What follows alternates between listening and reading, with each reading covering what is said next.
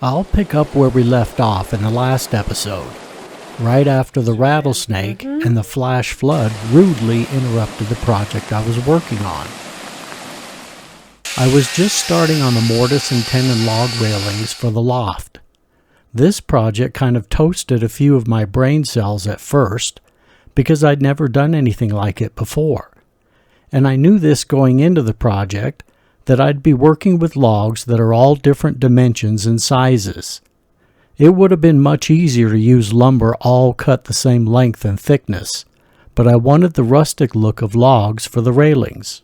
The tough part was all the time spent measuring each log to find the center point so that each baluster would be evenly spaced between the upper and lower rails. I bought a few tools to help with this project. 1.5 inch and 2 inch tenon cutters,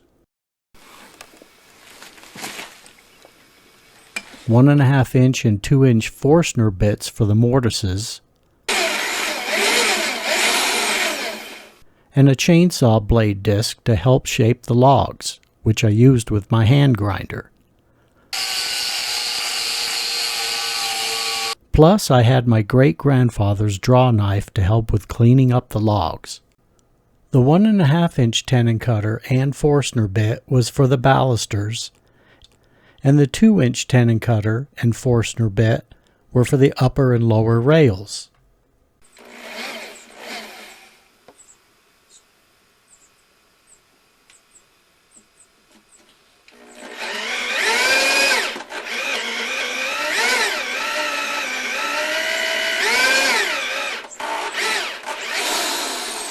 First, I had to taper the end of each log with a chainsaw disc so there'd be room for the mortise cutter to start biting into the wood.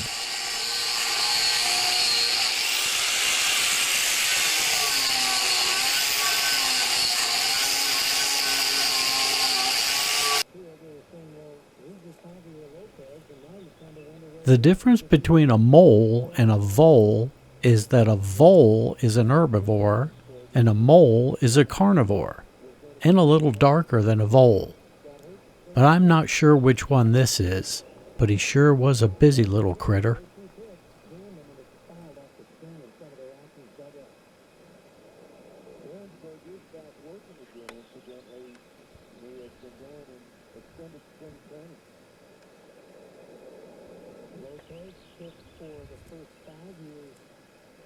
The tenons need to be cut as level and straight as possible, and the integrated level on the cutters really helped.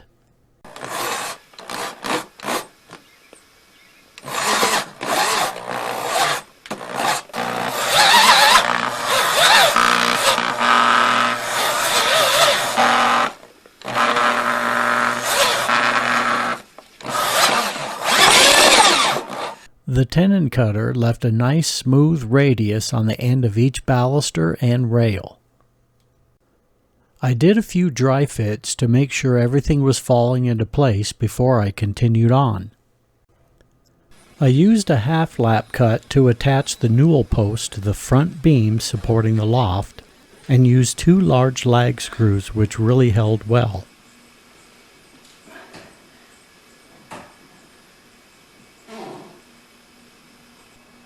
Like all of the projects during the cabin build, I was only able to work on the railings for a few days at a time, and this project really took a long time to do. But by August 1st, the left side of the loft was done.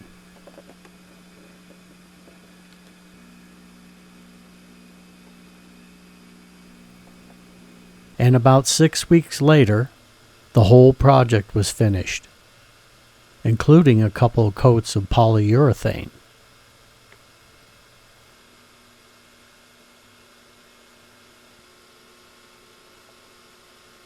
There's still an endless amount of exterior projects to do and a few interior upgrades in the future, but for now, as of 2003, I could finally call the interior of the cabin completed.